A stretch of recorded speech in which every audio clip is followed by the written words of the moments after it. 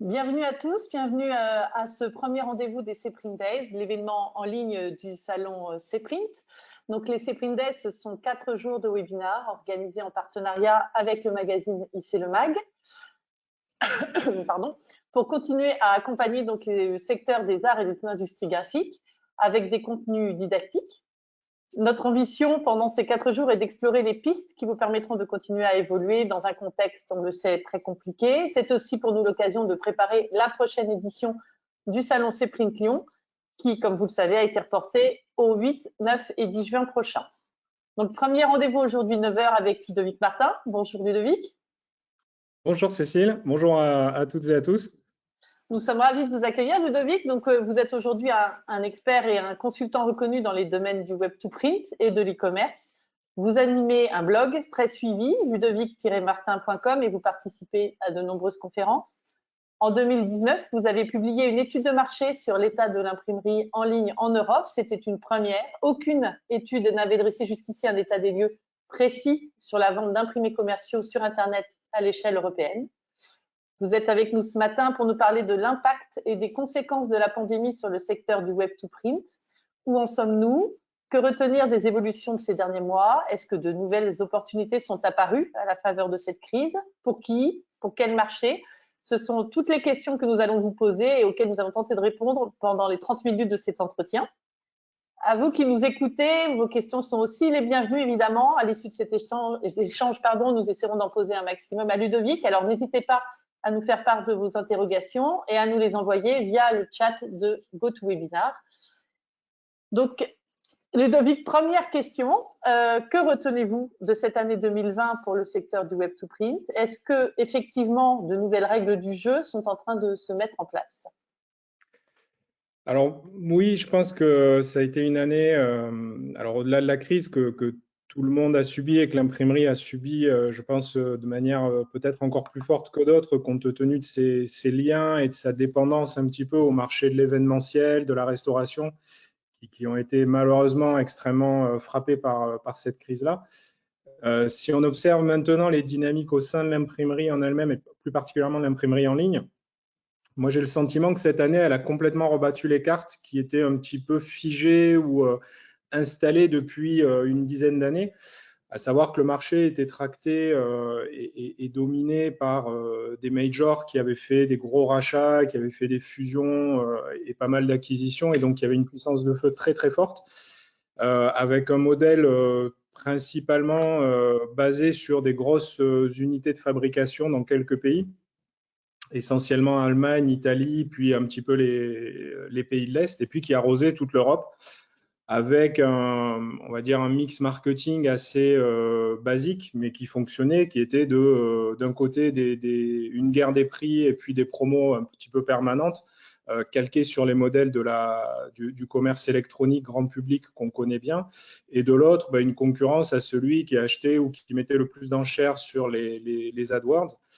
Et ça, en fait, la crise du Covid a mis un petit peu un coup d'arrêt à ce modèle-là, à plusieurs niveaux. C'est que ce modèle économique, il fonctionne tant que vous avez des gros budgets en AdWords et que vous pouvez acquérir régulièrement de l'audience.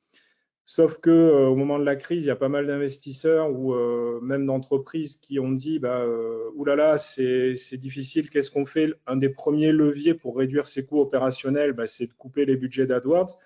Sauf que si vous coupez les budgets d'AdWords, c'est comme dans une voiture, si vous coupez l'arrivée d'essence, elle s'arrête. Et puis parallèlement, il y avait aussi certaines entreprises, on l'a vu, qui étaient sur un modèle un peu de start-up, c'est-à-dire en soi qui n'étaient pas rentables économiquement, qui étaient plus sur un modèle basé sur une conquête permanente de nouveaux clients financés par des investisseurs ou autres. Et ces entreprises, en fait, leur croissance qui était assez impressionnante depuis quelques années s'est stoppée brutalement. Et elles se sont retrouvées en grande difficulté financière et pour certaines dans l'impossibilité temporaire, heureusement, de payer leurs fournisseurs. Et donc tout ça, voilà, ça a remis un petit peu en question les grandes tendances des modèles dominants. Et puis si on ajoute à ça que quand même il faut se rappeler que pendant le confinement, c'était très compliqué au niveau des transporteurs, en particulier pour faire venir des colis de l'étranger. Je pense qu'il y a pas mal d'acheteurs d'imprimés en ligne qui se sont rendus compte que leur colis, enfin en tout cas leur production, n'était pas fabriquée pour tout en France, que ça venait parfois d'Italie, d'Allemagne, des pays de l'Est. Et avec les problématiques de logistique ou autres, des colis qui sont restés coincés à des frontières, dans des centres logistiques, pas mal d'acheteurs se sont rendus compte en fait que voilà, les promesses affichées sur certains sites n'étaient pas toujours justes, ou que l'imprimé à bas prix, on en reparlera jeudi, mais il avait un coût logistique ou autre qui était pas neutre, et le facteur de risque était élevé pour eux. Et le sentiment que j'ai, et je pense que ça a pas mal d'imprimeurs de proximité, enfin l'imprimeur un peu typique français, c'est eux qui ont pris la relève. Pour beaucoup, ils se sont mis à fabriquer tantôt des masques pour l'industrie, enfin le milieu hospitalier. Pour d'autres, ils ont fabriqué de la signalétique, enfin ils se sont débrouillés. Et puis surtout, on s'est rendu compte que finalement, d'avoir des gens pas trop loin géographiquement, c'était bien parce qu'en cas de pépin, c'était eux qui vous dépannaient, quoi. Je pense qu'il s'est passé au niveau de l'imprimeur ce qui s'est passé dans nos vies avec l'épicier du coin ou le boulanger, où on s'est dit, finalement, c'est quand même bien de l'avoir à côté parce que quand les grandes surfaces ou les centres logistiques sont saturés, c'est eux qui assurent, quoi. Et je pense, voilà. La prime locale. Exactement. Donc, je retiendrai ça, cette prime au local, cette prime au e-commerce, parce que, voilà, il y a des dessins qui circulent sur Internet qui disent que voilà ce que pendant 10 ans, des consultants ou autres essayaient d'expliquer aux entreprises sans y arriver, le Covid l'a fait en moins de 6 mois en accélérant la digitalisation de manière très forte. Et dans les comportements d'achat, ça s'est ressenti chez les particuliers consommateurs, mais aussi dans les entreprises, quoi. Il y a vraiment beaucoup d'acheteurs et d'approvisionneurs qui travaillent à distance, et du fait du travail à distance, se sont mis à approvisionner sur le web et donc rechercher des fournisseurs capables de leur apporter des solutions d'achat en ligne. Du coup, pour les imprimeurs de proximité qui n'étaient pas encore équipés en Web2Print, vous avez vu des gens s'équiper très vite, basculer. Vous avez beaucoup d'appels pour dire, mais moi, ça y est, en fait, la crise accélère des tendances. Elle a accéléré celle-ci, même pour des petits imprimeurs qui voulaient avoir de nouveaux marchés, en fait. Oui, on l'a vu l'an dernier, il y a un an tout pile, hein, on était sur le salon et on commençait à observer quelques personnes qui portaient un masque et on les regardait un peu bizarrement. Donc, en un an, ça a bien changé. Mais on avait fait cette conférence autour du Web2Print et il y avait quand même beaucoup d'imprimeurs qui étaient en questionnement, qui se disaient est-ce qu'il faut y aller ou pas, est-ce que c'est encore le bon moment? Je pense que quelques mois après, la question était évidente. Enfin, la réponse était évidente. Et notamment, je pense que beaucoup d'imprimeurs ont observé que chez leurs confrères qui étaient déjà équipés, le Web2Print jouait un rôle d'amortisseur. C'est-à-dire que là où des imprimeries qui étaient en vente traditionnelle se retrouvaient avec des chutes de 70 ou 80% de leur activité et des commerciaux qui ne pouvaient pas se déplacer, tout simplement, ceux qui avaient une boutique en ligne continuaient de bosser. Pour certains, avaient une croissance sur le e-commerce. Et donc, je pense que ça a finalisé de les convaincre d'y aller. Et puis, il y a aussi eu le fait qu'il y a pas mal de régions qui ont donné des incitations via des subventions ou autres pour que les PME dont font partie les imprimeries se lancent dans le e-commerce. Et donc, effectivement, il y a eu une très grosse demande, parfois un petit peu dans la précipitation. C'est normal vu le contexte. Les gens qui se sont dit vite, faut qu'on se mette à vendre en ligne ou autre. Donc là, voilà, il y a parfois eu un petit peu de précipitation et c'est là aussi qu'il faut faire les choses avec des perspectives à long terme. Mais en tout cas, oui, je pense qu'aujourd'hui, il y a énormément d'imprimeurs, comme beaucoup de PME françaises, qui envisagent le e-commerce, alors que ce soit en vente directe ou en B2B ou via des plateformes, comme un relais vraiment important de leur activité, quoi. Du coup, vous nous expliquez donc que les cartes ont été rebattues, les majors ont été bousculés, le modèle dominant est remis en cause. Est-ce que, à la faveur de cette crise, on a vu apparaître aussi de nouveaux modèles de développement sur ce secteur, justement, pour mieux s'adapter à cette conjoncture ou... Oui, je pense un de ceux, alors qui est peut-être le moins vu parce que c'est un peu la face cachée de l'iceberg, mais qui est quand même très important, c'est le cloud printing. Alors, le cloud printing, c'est un principe qui n'est pas nouveau, hein. C'est un petit peu la transposition des plateformes d'impression qu'on connaissait par le passé. Simplement, il a été adapté à ce que permet de faire aujourd'hui le cloud au niveau informatique et les réseaux d'imprimeurs un petit peu connectés, c'est en gros des plateformes qui vont voir des très gros donneurs d'ordre, on parle d'entreprises multinationales, qui envoient de l'imprimé aux quatre coins du monde, et avec une approche qui est assez intéressante, qui est de dire, écoutez, faire voyager du papier, c'est coûteux, c'est compliqué, voilà, c'est pas optimal. Finalement, il vaudrait mieux faire voyager les données et imprimer au plus près du lieu de consommation. D'un côté, on réduit les coûts liés au transport et l'empreinte carbone, et puis de l'autre côté, on diminue le risque. Alors jusqu'à présent, bon, ce modèle-là n'était pas forcément très bien perçu parce qu'il était plus coûteux par rapport à des très gros tirages, à des négociations avec des très gros opérateurs. Mais pendant la crise, on s'est rendu compte chez les acheteurs, le fait d'éclater le risque et de produire au plus près du lieu de consommation, on avait quand même beaucoup plus de facilité à approvisionner. On diluait le risque sur une multitude de prestataires au lieu de dépendre d'un seul. Et puis, bien évidemment, aussi, l'empreinte carbone est devenue un élément de plus en plus important dans les critères de choix. Et donc, ce modèle de cloud printing s'est développé très fortement. Il y a une vraie accélération. Alors, elle n'est pas perceptible parce que ce n'est pas forcément des opérateurs qui communiquent sur leurs chiffres d'audience. D'ailleurs, ce n'est même pas de l'audience comme on peut l'avoir sur des sites e-commerce. Mais on a vu des sociétés comme Gelato, il y a Cloud Printer ou même HP avec Siteflow, qui pour certains ont communiqué sur des croissances très importantes sur certains produits. Et c'est aussi, je pense, intéressant pour des imprimeurs de taille moyenne ou autre, parce que eux ont un rôle à jouer dans ce maillage territorial qui est vraiment la clé du succès de ces réseaux d'imprimeurs, et cette proximité avec leurs clients sur un bassin géographique. Donc ça, je pense que c'est vraiment un des modèles qui s'est le plus développé. Et en parallèle, porté par la croissance du e-commerce au niveau global, on a des plateformes comme Shopify, qui est un petit peu l'antithèse d'Amazon. Donc Amazon, c'est une marketplace dans laquelle des marchands viennent vendre leurs produits suivant les règles fixées par Amazon. Shopify, c'est l'inverse, c'est un peu un générateur de plein de boutiques qui permet à des commerçants de toute taille, même tout petits, de vendre leurs produits, en fait, qui leur apporte une logistique e-commerce clé en main. Mais c'est eux qui gèrent avec leurs règles, qui gèrent les expés, donc c'est un modèle un petit peu différent. Il a une croissance qui est phénoménale dans le monde, en particulier aux États-Unis, et maintenant ça arrive en Europe. Et en fait, il y a plein d'opérateurs qui se sont greffés derrière en disant, écoutez, vous vendez de la créa, vous avez une communauté de gens qui vous suivent parce que vous êtes un groupe de musique, vous êtes des influenceurs ou autres, proposez des t-shirts, des mugs, des affiches, des choses comme ça en produits dérivés. Et en fait, eux, ce qu'ils disent, c'est vous vous occupez de vendre les produits.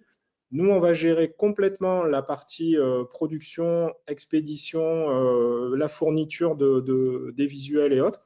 Et donc, en fait, ce sont des imprimeurs en marque blanche en dropshipping qui viennent se brancher sur des boutiques en ligne. Et parmi eux, il y en a vraiment plusieurs qui ont connu une croissance très, très importante dans l'objet publicitaire, le t-shirt, qui étaient plutôt des produits un peu à l'arrêt compte tenu du contexte. Et ça aussi, c'est intéressant parce que ce sont de nouveaux débouchés dans les produits d'imprimerie, les produits de déco et les produits publicitaires. À ce propos, on avait interviewé Monsieur Penchina de Kebab Conseil, qui lui aussi, pendant la crise, a été fortement impacté. Et il a justement utilisé Shopify pour créer, c'est un expert de l'impression textile, pour créer sa boutique de vente en ligne de masques. Et c'est exactement ce que vous dites. En fait, en 6 semaines, il était opérationnel.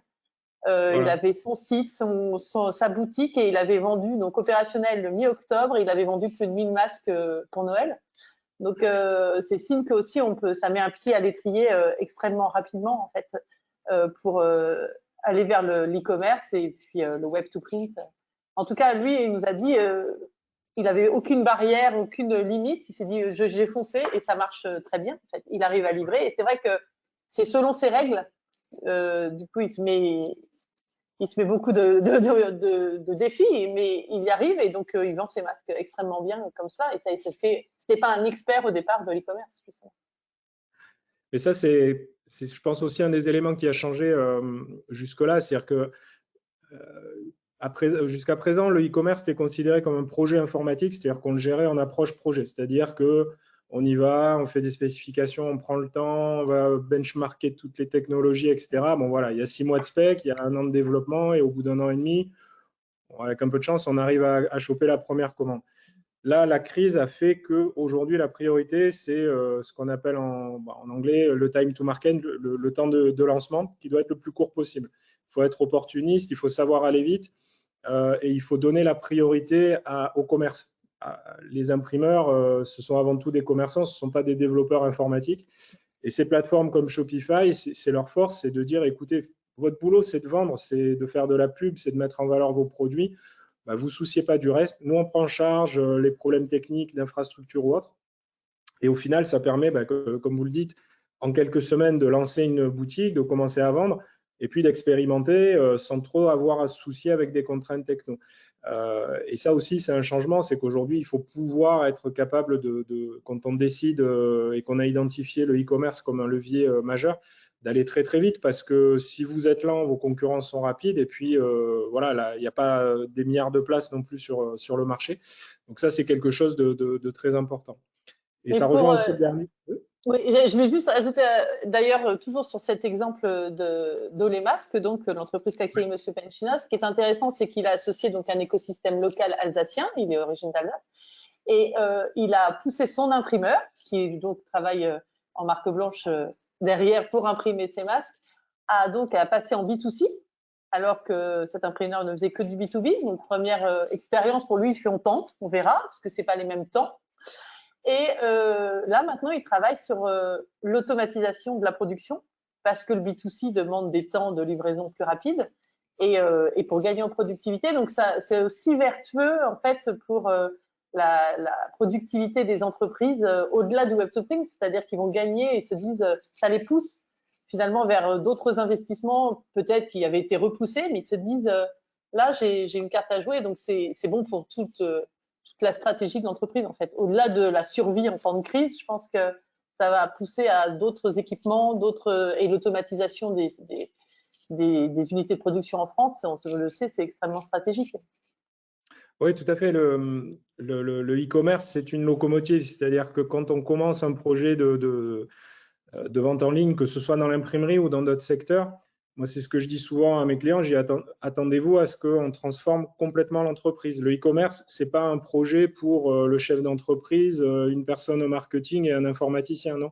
C'est vraiment un projet d'entreprise qui va transformer complètement la philosophie de la société sur un horizon plus ou moins court, tout simplement parce que la temporalité est différente. Comme vous le disiez, on est sur des délais très courts. Si on veut générer de la marge sur des délais très courts et sur des petits paniers, il faut savoir automatiser. Donc, si on automatise, ça veut dire qu'il faut repenser tout un tas de choses. Et puis aussi, on est sur un environnement qui est très concurrentiel et où, en plus, en général, on a facilement la possibilité de vendre sur la France entière, voire même en Europe, là où avant, on vendait sur son département ou sur sa région. Et du coup, ce terrain de jeu, il ouvre un peu les chakras à tout le monde. Et voilà, assez rapidement, on se dit, finalement, on pourrait faire ci, on pourrait faire ça. C'est un super terrain de jeu, mais c'est vrai que c'est avant tout un projet de transformation d'entreprise. Donc, je vous laisse aborder, je vous ai coupé 2 fois, Voilà.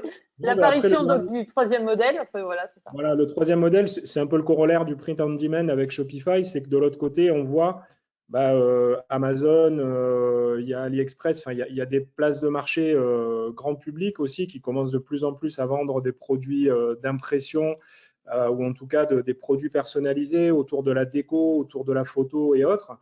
Et ça aussi, c'est un terrain de jeu intéressant pour des imprimeurs ou des gens très spécialisés qui vont pouvoir se servir de ce canal-là pour très rapidement vendre leurs produits en ligne. Et on l'a vu pendant la crise sanitaire, il y a des imprimeurs qui se sont dit, bon, moi, j'ai pas l'appétence ou le temps pour lancer un site. Par contre, je vais lancer un espace sur Amazon, je vais lancer mes produits et puis voilà, dès à présent, je peux prendre des commandes autrement qu'en envoyant un commercial.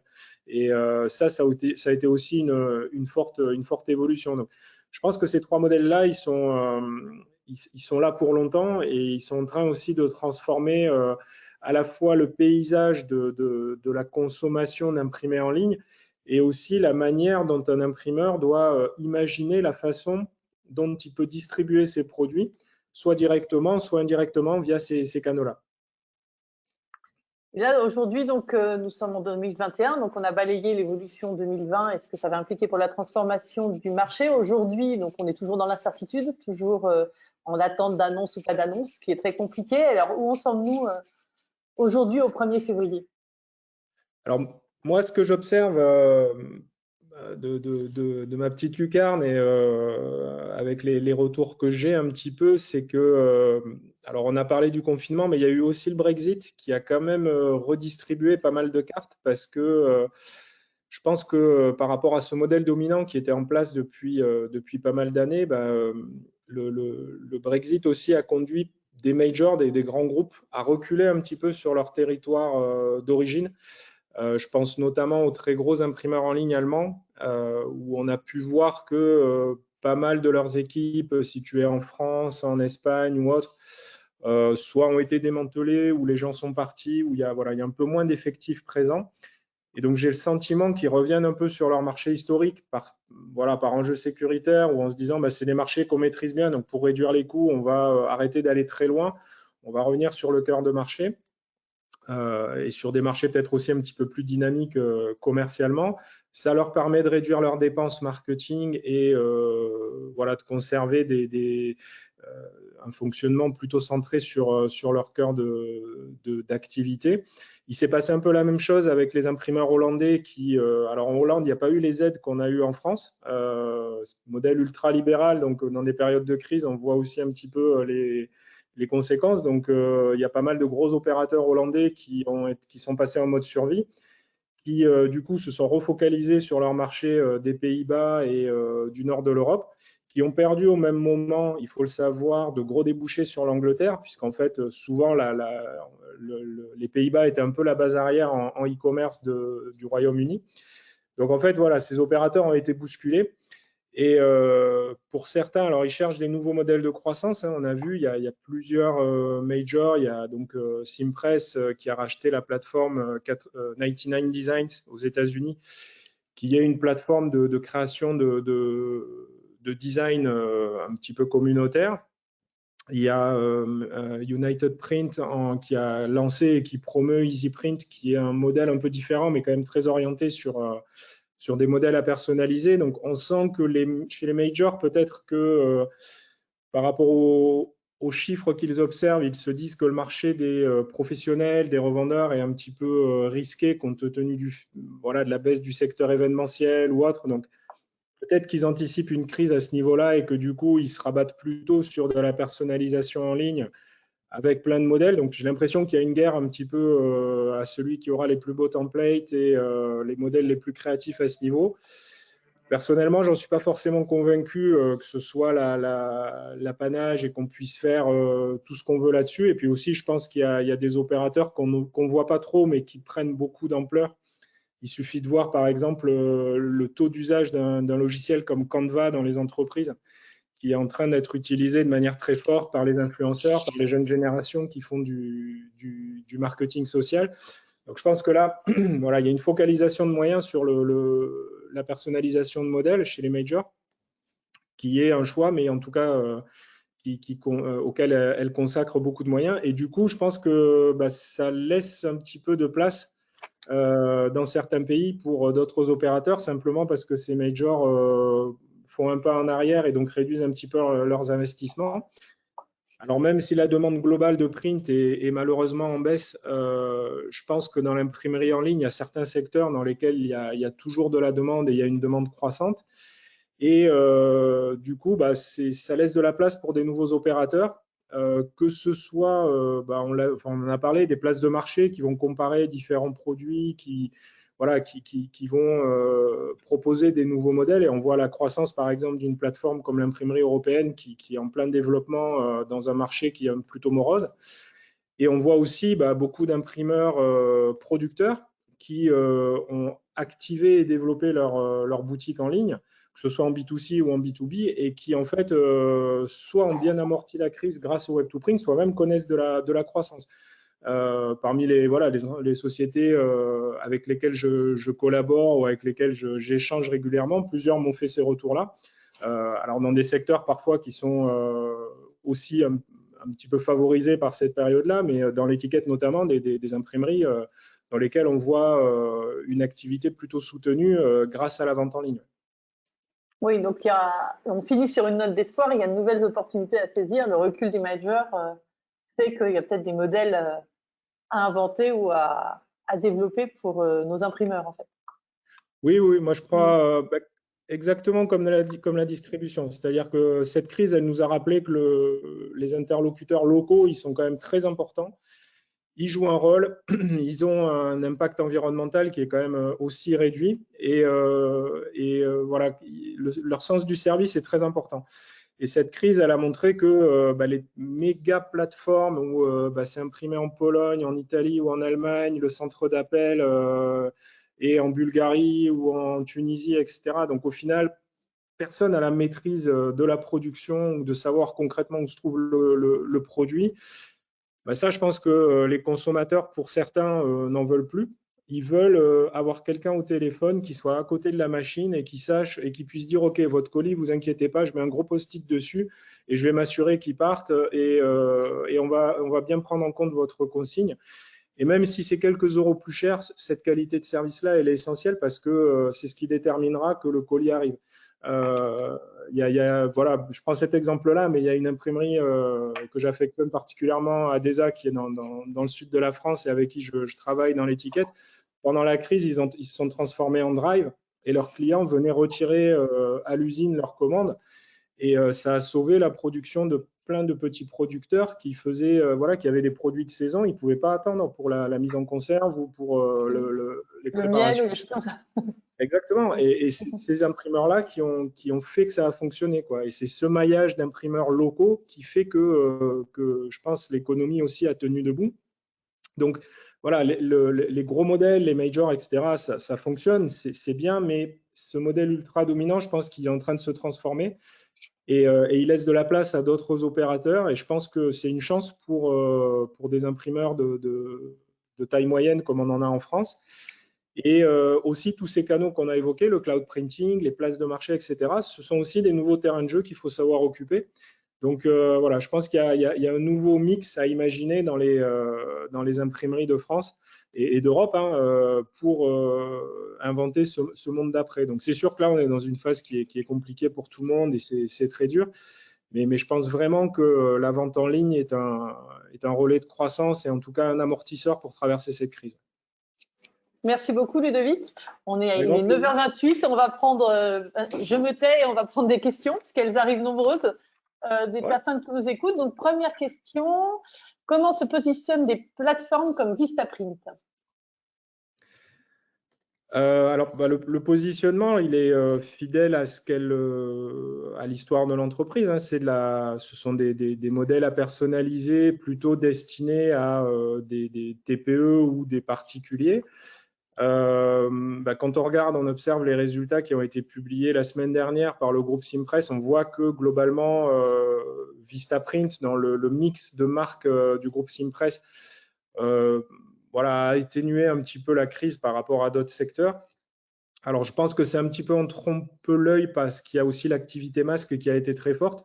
Cimpress a réagi très rapidement en lançant une grosse plateforme plutôt bien faite de masques à personnaliser qui a très bien marché aux États-Unis et en Europe. Donc, je pense que cette part additionnelle d'activité a permis d'atténuer un petit peu l'impact de la crise sur l'activité. Donc, après, c'est comme les très grosses plateformes, c'est un modèle aussi à adapter à ce nouveau contexte. Merci. Deuxième question, donc sur la productivité et le cloud printing, quels sont les outils pour améliorer la productivité avec le cloud printing? Je pense que une des clés de la réussite du Web2Print, c'est pas de se focaliser sur la boutique en ligne, ce qui est souvent le cas. On se dit on va tout mettre sur la boutique pour qu'elle soit la plus jolie. Il faut regarder le back-office et en particulier l'automatisation des flux. La clé de la réussite, pour moi, elle se trouve presque plus là que sur la partie boutique en ligne parce qu'on trouve des choses super qui sont accessibles. Par contre, s'assurer que les jobs ne prennent pas trop de temps à être contrôlés, qu'il y ait des tâches automatisées, qu'on ait des contrôles, que ça arrive correctement en machine. Voilà, ça c'est un vrai savoir-faire. Il faut les bons outils, il faut bien réfléchir sur la façon de traiter ces commandes pour que cet afflux de commandes du web ne fasse pas exploser le cycle des commandes traditionnelles parce qu'elles ne sont pas du tout sur la même temporalité, ce n'est pas du tout les mêmes quantités. Et voilà, c'est une vraie logique à mettre en place. Donc là-dessus, il y a un gros travail sur l'automatisation des flux et du contrôle de fichiers qui est essentiel. Alors, on a encore le temps, je vais en prendre une ou deux encore. Connaissez-vous un CRM du type Shopify, mais plus ciblé Web2Print? Le but du jeu étant de permettre aux clients B2B ou B2C de créer leur maillot en ligne, comme on peut le voir sur une société comme Exaprint, qui permet de voir si la qualité de l'image envoyée est bonne, par exemple. Grande question.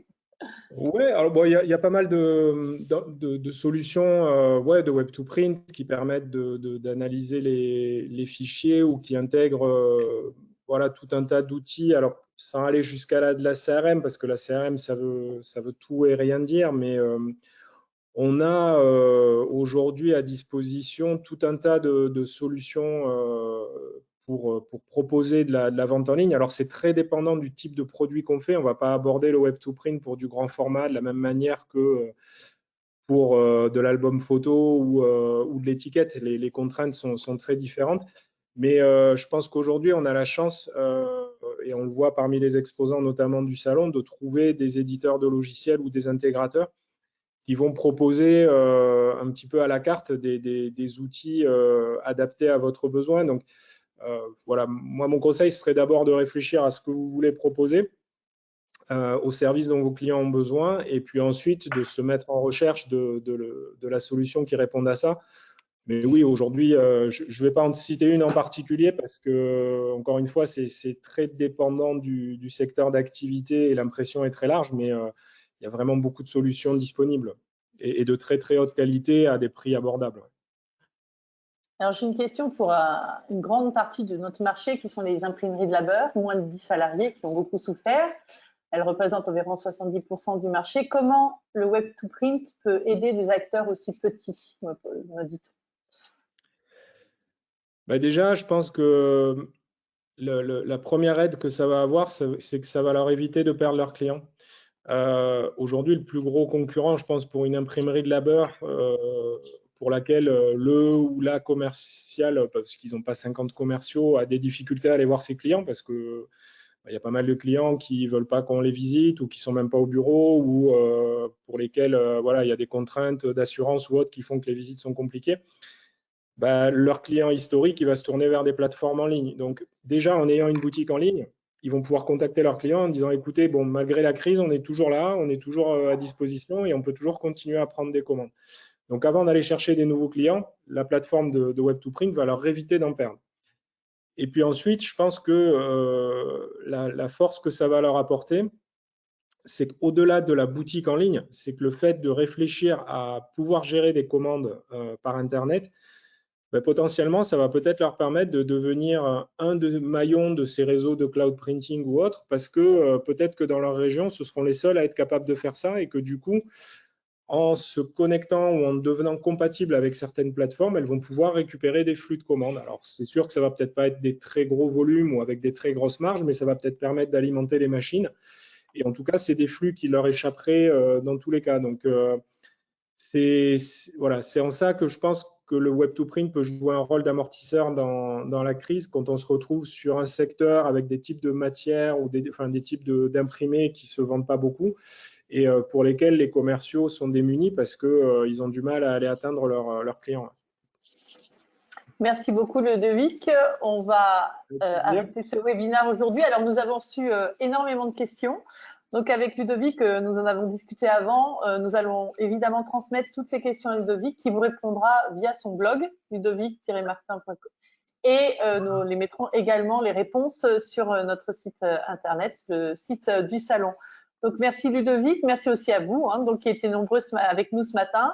Sachez que si vous souhaitez réécouter cet échange, il sera disponible en replay avec tous les liens utiles sur le site du salon. salon-cprint.com. Prochain rendez-vous des Cprint Days aujourd'hui 11h. Le sujet, on parlera toujours de support imprimé et on se posera la question de savoir si c'est un média moderne. Pour en parler avec nous, nous accueillerons Éric Trousset, directeur de la Business Unit Média de La Poste, et Christophe Bossu, cofondateur de la société Argo, le spécialiste français de la réalité augmentée et du document augmenté. Merci beaucoup à tous et à tout à l'heure. Bonne journée, Ludovic. Merci. Au revoir. Au revoir.